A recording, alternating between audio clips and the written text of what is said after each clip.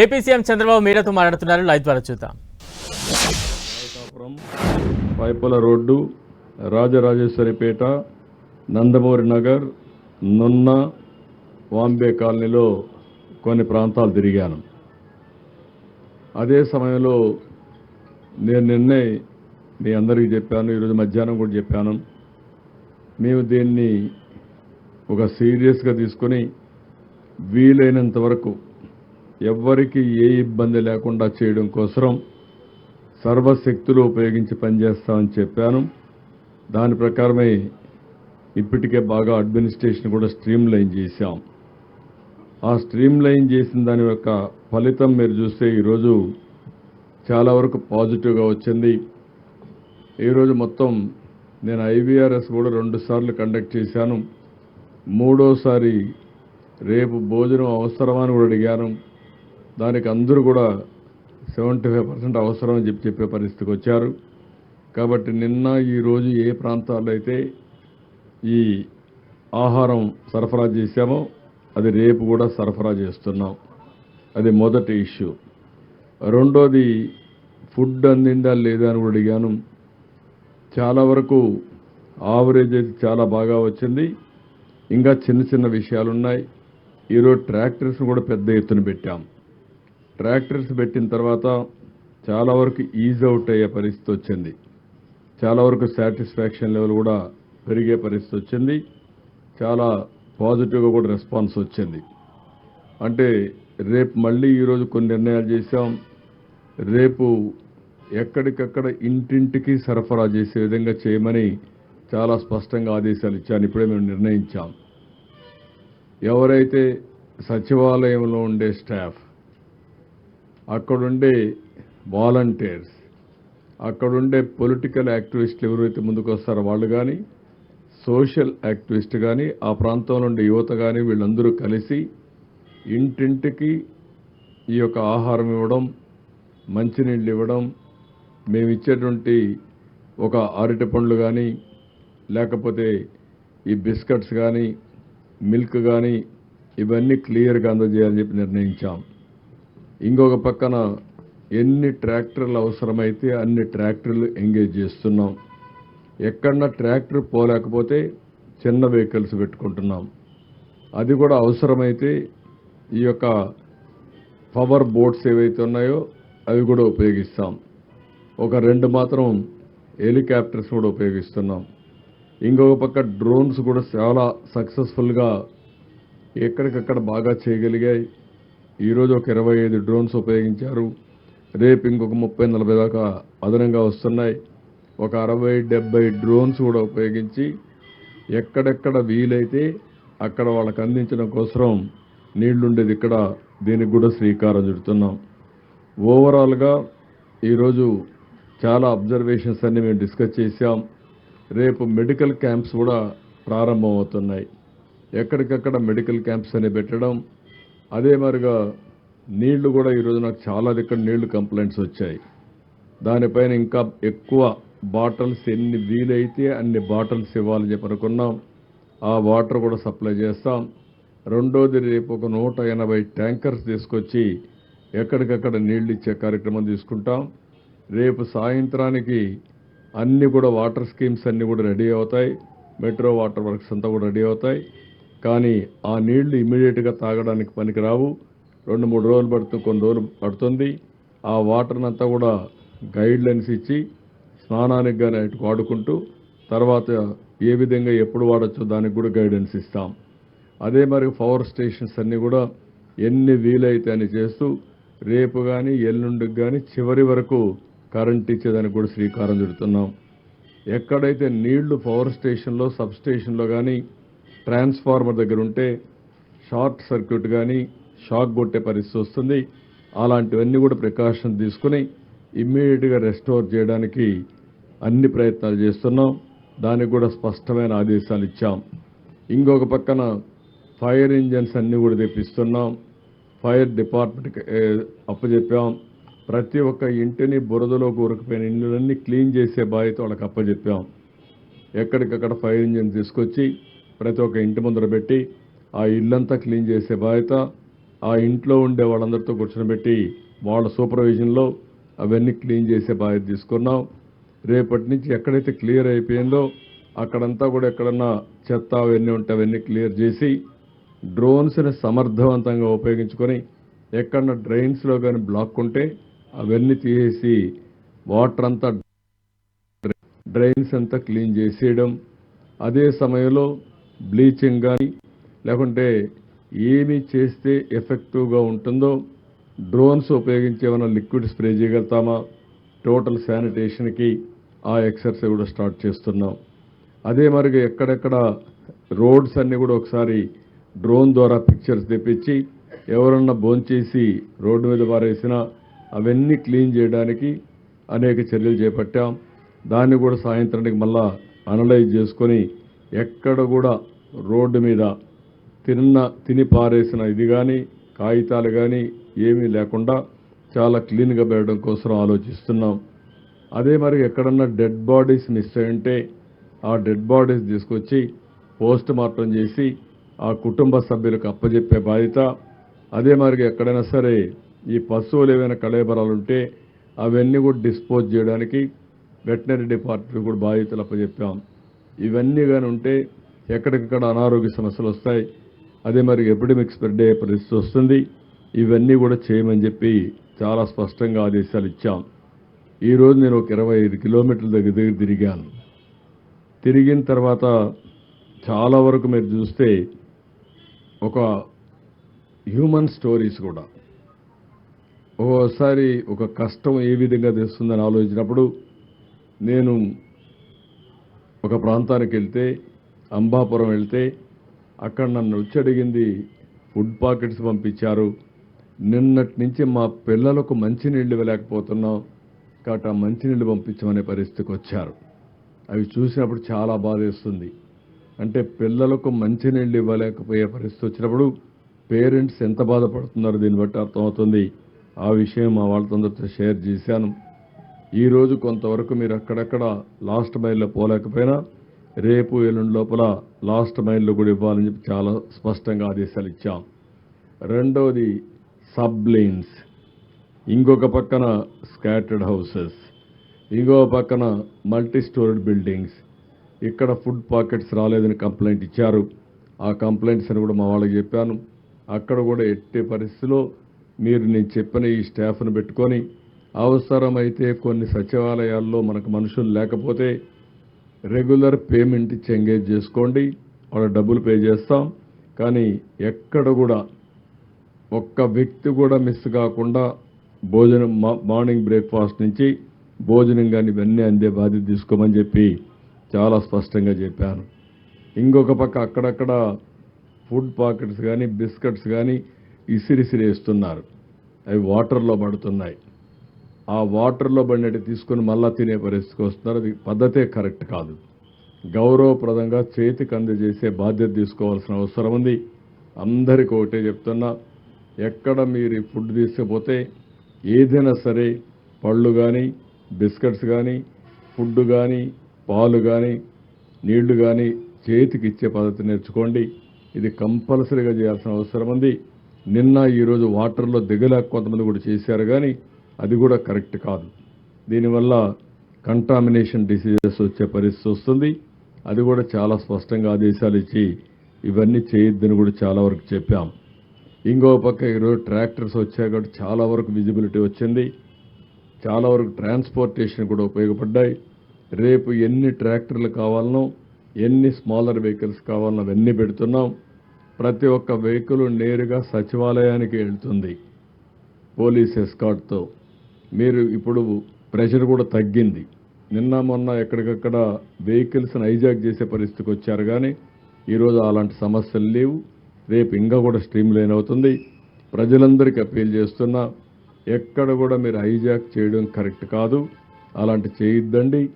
ప్రతి ఒక్కరూ మీ ప్రాంతంలో మీరు ఉండండి. మీ ప్రాంతానికి వచ్చి మీ ఇంటికి వచ్చి ఫుడ్ డిస్ట్రిబ్యూట్ చేసే పరిస్థితికి వస్తాం. ఈ విషయం గుర్తుపెట్టుకోవాల్సిందిగా ప్రతి ఒక్క. ఇంకో పక్కన ఈరోజు మీరు చూస్తే ప్రతి ఒక్క వార్డులో 1000 కుటుంబాలకు ఒకరిని పెట్టుకుంటాం. వాళ్ళకు సెల్ ఫోన్ కూడా ఇస్తాం. ఎప్పటికప్పుడు వాళ్ళు ఏదైనా మెసేజ్ పంపించాలంటే ఆ మెసేజ్ కూడా పంపించడానికి పెడతాం. అదే మరి సచివాలయం కేంద్రంగా ఇవన్నీ మానిటర్ చేస్తాం. సచివాలయానికి ఒక స్పెషల్ ఆఫీసర్ ఉంటాడు. ఆ స్పెషల్ ఆఫీసర్ అందరికీ విరిచేట్టుగా ఏమేం చేయాలనో అవన్నీ నేను చెప్పిన గైడ్లైన్స్ అన్నీ ఫాలో అయ్యి ఇవన్నీ కూడా చేస్తారు. ఇంకొక పక్కన ఈరోజు నేను ముందే చెప్పాను, డూస్ అండ్ డు నాట్స్. ఈ సమయంలో చాలా వరకు వైరల్ ఫీవర్స్ వచ్చే ప్రమాదం ఉంది. అనారోగ్య సమస్యలు వచ్చే పరిస్థితి ఉంటుంది. దీనికోసమే ఏమి చేస్తే మంచిది, ఏమి చేయకూడదు, ఈ రెండు కూడా ఒక పాంప్లెట్ తయారు చేస్తున్నాం. ప్రతి ఒక్క ఇంట్లో చైతన్యం తెచ్చే విధంగా ఈ పాంప్లెట్స్ ఇచ్చి తద్వారా ప్రజా చైతన్యంతో వాళ్ళ ఆరోగ్యాన్ని కాపాడడానికి ఏమేం చేయాలనో అవన్నీ చేస్తాం. ఇది కాకుండా ఈరోజు టెక్నాలజీ ఉపయోగించి డ్రోన్ కానీ సెల్ ఫోన్ కానీ ఎన్యూమరేషన్ కూడా దీన్ని వాడమంటున్నాం. రాష్ట్రం మొత్తం ఎక్కడైతే వరి పంట దెబ్బతినిందో, పంటలు దెబ్బతిన్నాయో డ్రోన్ ద్వారా కవరేజ్ తీసుకోమంటున్నాం, అనలిటిక్స్ తీసుకో. అదే మరి ఎండల్లో కూడా నీళ్ళన్నీ వచ్చి స్కూటర్లు కానీ మోటార్ బైక్లు కానీ లేకపోతే కార్లు కానీ ఇవన్నీ ఉంటే దెబ్బతింటే అవన్నీ క్లీన్, ఎక్కడికక్కడ అవి కూడా క్లీన్ చేసి మళ్ళీ రిపేర్ కావాలంటే పంపించే విధంగా. ఇంకో పక్కన రేపో ఎల్లుండో బ్యాంకర్స్తో ఇన్సూరెన్స్ కంపెనీస్తో కూడా ఒక మీటింగ్ పెట్టుకుంటాం. ఏవైతే మోటార్ వెహికల్స్ ఉన్నాయో లేకుంటే ఈ ఆటోలు కానీ కార్లు కానీ ఉన్నాయో వాళ్ళకందరికీ ఇన్సూరెన్స్ ఇప్పించాల్సిన అవసరం ఉంది. ఆ ఇన్సూరెన్స్ ఇప్పించడానికి ఏమేం చేయాలో చేసి ఒక 15 days లోపల అవసరమైతే సర్టిఫికెట్స్ అన్నీ కూడా ఇప్పించి ఏ విధంగా క్లెయిమ్స్ అన్ని సెటిల్ చేయాలో చేస్తాం. అదే మరి కొన్ని వ్యాపారాలు పోయినాయి, కొన్ని ఈ యొక్క వాళ్ళు చేసే చిన్న చిన్న షాపులు ఇవన్నీ కూడా పూర్తిగా పోయే పరిస్థితి వచ్చాయి. ఇండ్లో కూడా నీళ్లు వచ్చే పరిస్థితి వచ్చింది. 3 రోజులుగా ఎవరికి ఏ పని లేకుండా ఇబ్బంది పడుతున్నారు.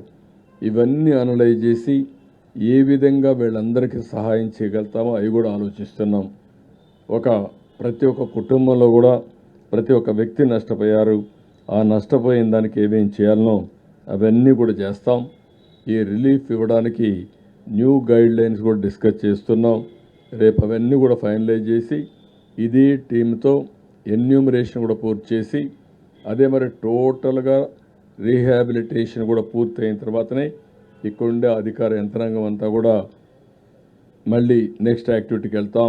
అంతవరకు వీలైనంత వరకు ఇది పూర్తి చేస్తామని చెప్పి కూడా నేను మీకు తెలియజేస్తున్నా. ఇది బ్రాడ్గా ఈరోజు మేము డిస్కస్ చేసుకునింది. ఇవి ఎప్పటికప్పుడు రేపటి కూడా మళ్ళీ ఒకసారి ఒక ఆలోచన వస్తుంది. ఎప్పటికప్పుడు అందరు ఆలోచనలు తీసుకొని సమర్థవంతంగా పనిచేయడం కోసం ఇప్పుడు బుడమేరు ఉంది, అక్కడ వాటర్ కూడా ఈ సింగనగర్ రాకుండా నేరుగా కొల్లేరు లేకపోతే వీటీపీఎస్ నుంచి కృష్ణానదికి వచ్చేదానికి అక్కడుండే అడ్డంకులను కూడా తొలగించి తొందరలోనే పూర్తి చేస్తాం. అదే మరిగా ఇక్కడ కృష్ణ లంకలో ఏవైతే ఆ గోడ కూడా ఉంది దానికి కూడా ఒక టార్గెట్ పెట్టుకుంటాం. నీళ్ళన్నీ వచ్చే నీళ్ళని లిఫ్ట్ కూడా చేయమన్నాం. ఇంకా లెవెల్ తగ్గితే ఈ నీళ్లు కూడా రిసీడ్ అవుతాయి. ఏవైతే ఇక్కడి నుంచి వాటరు కృష్ణా నదిలోకి వదిలిపెట్టారో ఆ డ్రైన్ వాటర్ అంతా ఒక్కొక్కసారి రివర్స్ వస్తూ ఉంది. ఆ లాక్స్ కూడా కొంతవరకు సరిగా లేవని చెప్పి అన్నారు. అవన్నీ కూడా ఏం చేయాలనో అవన్నీ కూడా రిపేర్ చేయించడం కానీ ఆ సిస్టాన్ని బిల్డప్ చేసే విధంగా ముందుకు పోతాం. ప్రతి ఒక్కది ఇక్కడ మైన్యూట్ డీటెయిల్స్కి వెళ్తున్నాం. చాలా సిస్టమేటిక్గా మళ్ళీ ఈ సిటీకి ఇలాంటి జరగకుండా ఉండడం కోసం ఏమేం చేయాలని అవన్నీ వెళ్తున్నాం. ఫ్లడ్ వాటర్ మేనేజ్మెంట్ సిస్టానికి కూడా సిటీలో ఒక ప్రాజెక్ట్ అప్పుడు చేశాం. అది కూడా ఎల్ఎన్టీ చేశారు.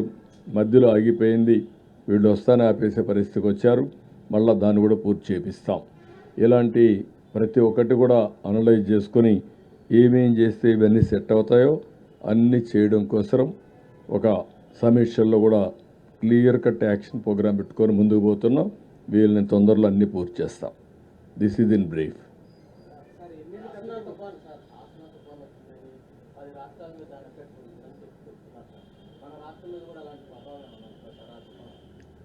ఏ తుఫాను కూడా ఎప్పుడు వస్తుందో ఇంకా ఎవరు ఫిక్స్ అయ్యేలా.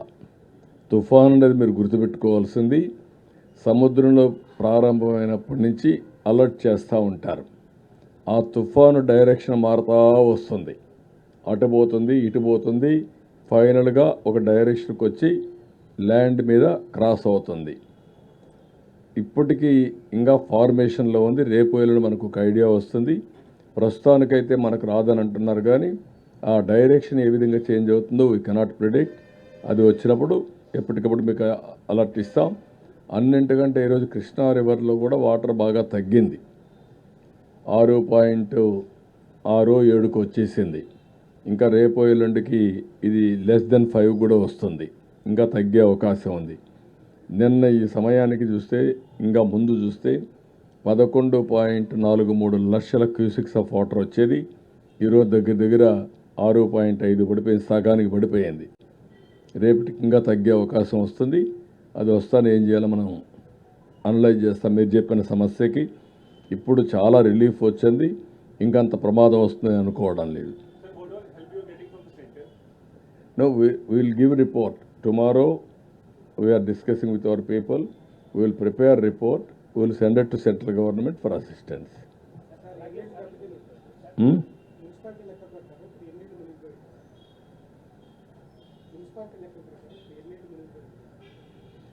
ఎన్ని ఇండ్లు మునిగిపోయినాయని కాదు, చాలా ఇండ్లు దెబ్బతిన్నాయి.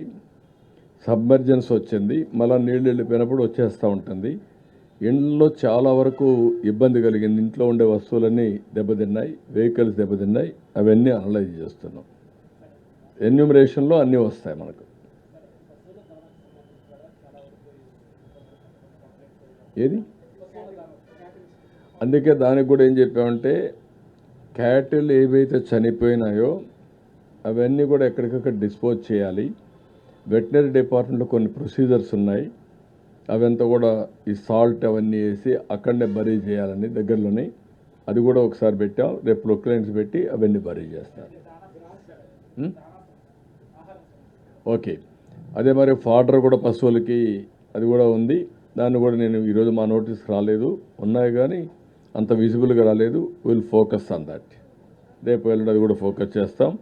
అదే మరి వరదల్లో ఒక విద్యుత్ ఆపడానికి వెళ్ళినటువంటి ఒక లైన్ మ్యాన్ పవర్ షాక్ వచ్చి చనిపోయాడు మొన్నే. అతనికి డిపార్ట్మెంట్ 20 లక్షలు ఇస్తుంది. గవర్నమెంట్ కూడా ఒక 10 లక్షలు ఇచ్చి 30 లక్షలుగా ఇచ్చి ఆయనకు న్యాయం చేస్తాం. ఇంకో పక్క గోదావరి లెవెల్ కూడా కొద్దిగా 41కి వచ్చింది. దాన్ని కూడా మానిటర్ చేస్తున్నాం ఎప్పటికప్పుడు.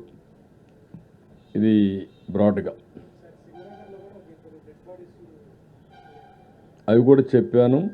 మహాప్రస్థానం వెహికల్స్ అన్ని పెట్టి వాళ్ళందరినీ తీసుకొచ్చి పోస్ట్ మార్టం చేసి వాళ్ళ ఫ్యామిలీస్కి అప్పచెప్పమని చాలా స్పష్టంగా ఆదేశాలు ఇచ్చారు ఈరోజు. ఓకే, ఇంకొకటి కూడా మళ్ళీ అపీల్ చేస్తున్నా. ఈరోజు చాలామంది ముందుకు వచ్చారు, ఆ పేర్లు కూడా ఎప్పటికప్పుడు రిలీజ్ చేస్తున్నాం. కొంతమంది 1 crore అని, 50 లక్షలని, 10 లక్షలు, 20 లక్షలు ఇస్తున్నారు. ఈ సీఎం రిలీఫ్ కింద ప్రత్యేకంగా విజయవాడలో వచ్చినట్టు వరదలపైన, ఈ నగరంలో జరిగినటువంటి డ్యామేజ్ పైన అందరినీ సహకరించమని కోరాం. చాలామంది వస్తున్నారు. వాళ్ళందరికీ మనస్ఫూర్తిగా ధన్యవాదాలు, ప్రభుత్వం తరపున కృతజ్ఞతలు. నేను ఒకటే అందరినీ కోరుతున్నా, ఇక్కడ విజయవాడలో ఉండేవాళ్ళు కూడా ఆ స్ఫూర్తి రావాలి. మనతో ఉండేవాళ్ళు ఇబ్బందుల్లో ఉన్నప్పుడు మానవతా దృక్పథంతో మన బాధ్యతగా మనం అందరం కూడా సహకరించే పరిస్థితి రావాలి. అందరూ ఏ విధంగా మీకు తోచిన విధంగా వాళ్ళను కూడా ఆదుకోవడానికి ముందుకు రండి. అదే మరిగా కొండే బాధితులు కోరుతున్నా, మీరు కూడా తొందరపడాల్సిన పని లేదు, అందరికీ న్యాయం చేస్తాం. ఇప్పటికే మీరు చూశారు, 3వ రోజు చరిత్రలో ఇంత పెద్ద విపత్తు ఎప్పుడూ రాలేదు, కానీ ఆ విపత్తును ఆదుకోవడం కూడా ఎంత సమర్థవంతంగా చేసామో మీరు చూశారు. ఈరోజు ఒక ముఖ్యమంత్రిగా మీరు చూస్తే ఒక 4:30-5 గంటలు ప్రొక్లైన్లో వెళ్ళానంటే నాకు వాస్తవ పరిస్థితులు ఎక్కడైతే జరుగుతున్నాయో అక్కడికి పోవాలంటే వేరే మార్గం లేదు. నేను హెలికాప్టర్లు వెళ్ళొచ్చు, కానీ హెలికాప్టర్లు వెళితే పైన చూసేదానికి అవకాశం ఉంటుంది, డెప్త్కి పోలేము. డెప్త్కు పోవాలంటే ప్రజలతో ఇంటరాక్ట్ అయితే తప్ప సాధ్యం కాదు. అందుకని రోడ్డు మీద వచ్చి నేను చూశాను. రిమోట్ ఏరియాస్కి ఎవ్వరూ పోలేని ప్లేసెస్ కూడా వెళ్ళాను ఈరోజు. అవన్నీ కూడా స్టడీ చేశాను. ఆ విషయాలన్నీ మా వాళ్ళతో షేర్ చేసుకున్నాను. మా వాళ్ళు కూడా చాలా వరకు ఆల్ అడ్మినిస్ట్రేషన్ మొత్తం గ్యారప్ అయ్యారు. రేపు ఎల్లుండో మీకు చాలా వరకు నార్మల్స్ తేవడానికి సర్వ విధాల ప్రయత్నం చేస్తున్నాం, తీసుకొస్తాం. Thank you. అవి కూడా పెట్టాం, డిజిటల్ పేమెంట్ పెట్టాం, క్యూఆర్ కోడ్ ఇచ్చాం. అవన్నీ కూడా వర్కౌట్ చేసి ఎప్పటికప్పుడు మీడియాకి ఇస్తున్నాం, పేపర్లో ఇస్తున్నాం, ఎలక్ట్రానిక్ మీడియాకి ఇస్తాం. అదే మరి సోషల్ మీడియా ప్లాట్ఫామ్స్ కూడా పెడుతున్నాం. ఇప్పుడే మీ అందరికీ ఇది సోషల్ మీడియాలో కూడా పెట్టి అందరికి కూడా ఇది మీకు కూడా షేర్ చేస్తాం, మీడియా కూడా షేర్ చేస్తున్నాం. ఇప్పుడే పవన్ కళ్యాణ్ గారు కూడా అనౌన్స్ చేశారు. వారికి కూడా మనస్ఫూర్తిగా పార్టీ తరపున ధన్యవాదాలు, కృతజ్ఞతలు. ఇచ్చారా? నాకు తెలియదు, రియల్గా నాకు తెలియదు. చేశారా?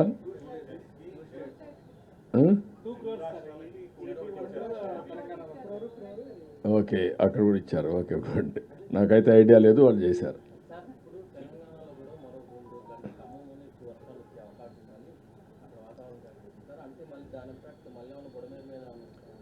అందుకే బుడమేరుని సెట్ చేస్తున్నాం. ఇంకా ఆ పరిస్థితి రాకూడదు. ఏమేమి ప్రికాషన్ తీసుకోవాలో అన్ని ప్రికాషన్స్ ఆన్ వార్ ఫుటింగ్ తీసుకుంటున్నాం. గేట్లు మూసేస్తేనే సమస్య పరిష్కారం అవుతుందని కాదు. ఆ సైడు ఈ సైడు దాని మీద ఆ బ్రీచ్ ఉంది. ముందు ఆ బ్రీచ్ క్లోజ్ కావాలి. అది వైఎస్ఆర్ కాంగ్రెస్ పార్టీలో ఆ బ్రీచ్ పడింది. ఇప్పుడు కూడా బుకాయిస్తున్నారు. బుకాయింపులు వద్దు. నేను వచ్చి 80 రోజులు అయింది. 80 రోజుల్లో మా వాళ్ళు దాన్ని డయాగ్నోస్ చేయలేకపోయారు. రెండోది, అన్ఎక్స్పెక్టెడ్గా హెవీ రెయిన్స్ వచ్చాయి.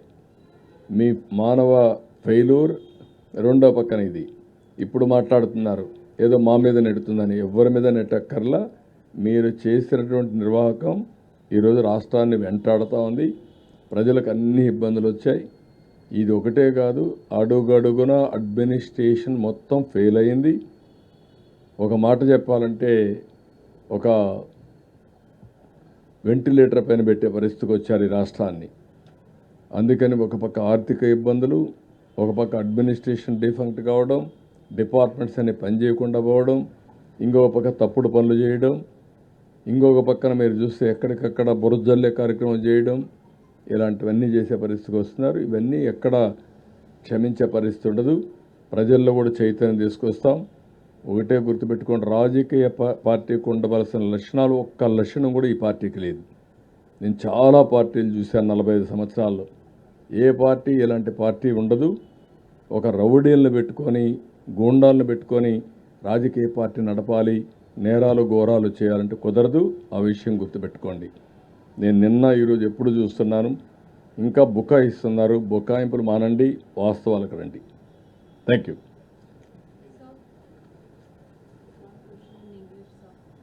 Enough, no? One question in English. Yeah. It's okay.